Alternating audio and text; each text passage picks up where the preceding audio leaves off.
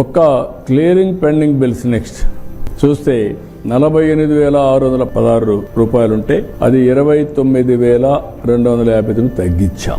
దగ్గర 29,000 కోట్లు పే చేశాం. క్లియరింగ్ ఎంప్లాయీస్ డ్యూస్ 30,849 కోట్లు పే చేశాం.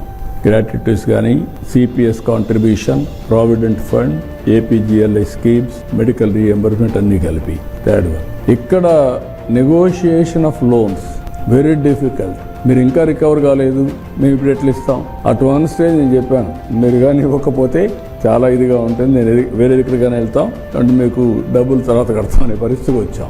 Anyway we have negotiate with them.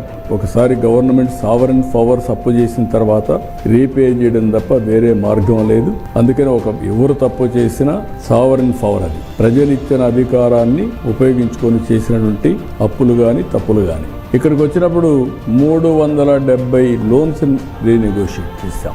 1,50,000 కోట్లు రీనెగోషియేట్ చేశాం. ఇక్కడ సేవింగ్స్ ఇవన్నీ చూసినప్పుడు 8,269 కోట్ల రూపాయలు దీనివల్ల ఈ లోన్స్ అయ్యేటప్పటికి బెనిఫిట్ వస్తుంది. ఇక్కడ మీరు చూస్తే లోయెస్ట్ 8, హైయెస్ట్ 13%.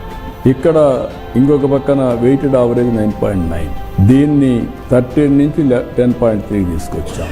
8 నుంచి 7.7 తీసుకొచ్చాం. ఇక్కడ 9.9 నుంచి 9.1 తీసుకొచ్చాం. అంటే ఇది ఫేజ్ 1.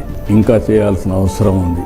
మన ఆర్థిక స్థితిగతుల్ని పెంచుకుంటే, ఎకనామిక్ వైబిలిటీ, స్టెబిలిటీ వస్తే, రేటింగ్ పెరిగితే ఇంట్రెస్ట్ రేట్ కూడా తగ్గిస్తాం.